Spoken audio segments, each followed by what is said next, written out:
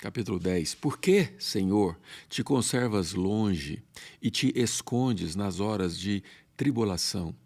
Essa é uma pergunta sincera, uma pergunta verdadeira, honesta, né? Deus muitas vezes se parece estar escondido quando nós estamos em tribulações onde nós precisávamos tanto de ter uma certeza maior de que Deus estava conosco, não é verdade? Estou sendo honesto e eu espero que você esteja me entendendo.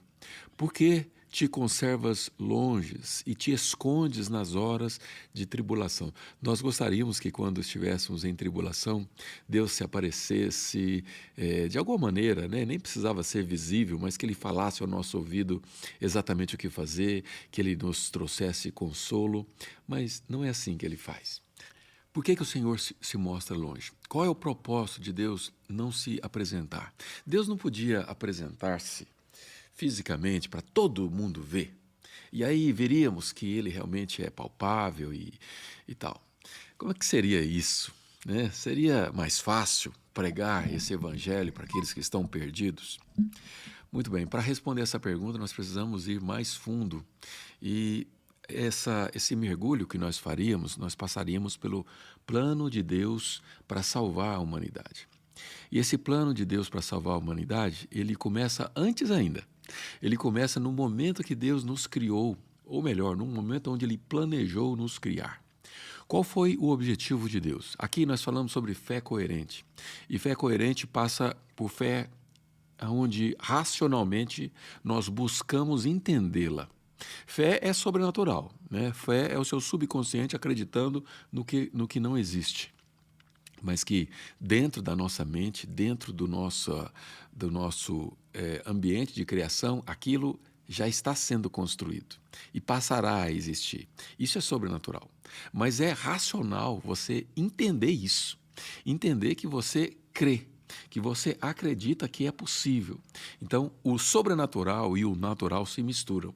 E aí eu estou chegando um pouco mais perto da resposta sobre a pergunta que eu fiz agora no começo, né? Por que Deus não aparece? Por que Deus não se mostra o tempo todo? E todo mundo ia acreditar, todo mundo ia ver, e as coisas seriam mais fáceis. Em momentos de tribulação, Deus estaria conosco, mesmo com a luta, mas Ele nos orientando, falando conosco. Deus, quando planejou criar o homem, Ele criou com um atributo, uma característica muitíssimo importante, fundamental para o propósito da criação do ser humano. Quem sabe o que é? Livre-arbítrio.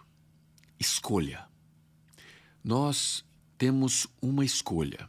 Se Deus aparecesse hoje para nós, a primeira coisa que aconteceria, nós seríamos fulminados.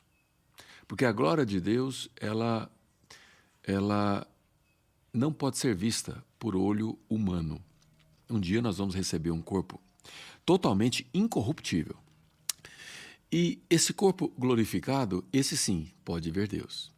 E a Bíblia diz que depois dos mortos, nesse processo, nós os vivos, com esse corpo que nós temos, nós seremos glorificados. E eu, pela minha dedução, eu imagino que a nossa melhor forma, a nossa maior exuberância é a forma que nós vamos ressuscitar e vamos ser arrebatados. Os que estão vivos serão arrebatados, os mortos serão ressuscitados.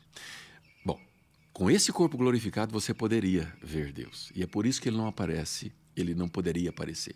Outro motivo pelo qual Ele não poderia aparecer é que se Ele aparecesse, perderia o brilho da opção, da decisão de escolher por Ele.